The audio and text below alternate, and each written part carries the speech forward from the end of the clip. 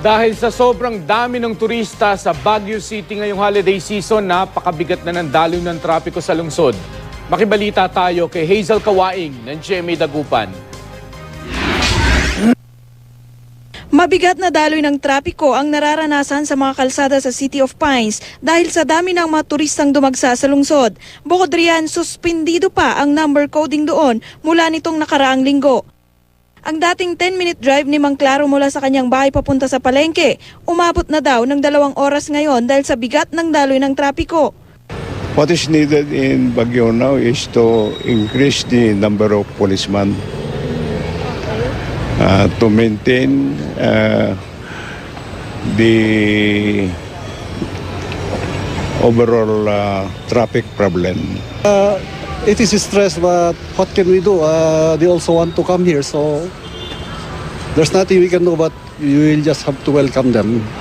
Si Mang Freddy Arenas naman na bumiyahe mula sa Ilocos Sur, hindi inakalang ganito kabigat ang daloy ng trapiko na aabutan niya. Heavy traffic po mula kaninang umaga ay kahapon ng umaga at saka gabi. Hindi naman daw inasahan ng mga otoridad na darami ng ganito ang sasakyan sa lungsod ngayong holiday season.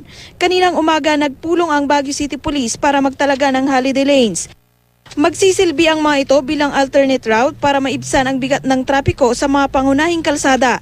Well, we are expecting that the visitors will be coming over to Baguio again this coming weekend, dahil nga long weekend dito. At ang payo po natin sa kanila ay they should of course be aware kung saan yung mga gamit nila dapat secure na properly. Magtatalaga rin sila ng mga pulis sa mga holiday lanes na magsisilbing guide sa mga motorista. Ngayon, inaasahang marami pa rin ang magsisipagdatingan para magbakasyon sa lungsod. Kasi we are expecting a big volume of people again after dito. Actually, hanggang ngayon yung mga dumating pa.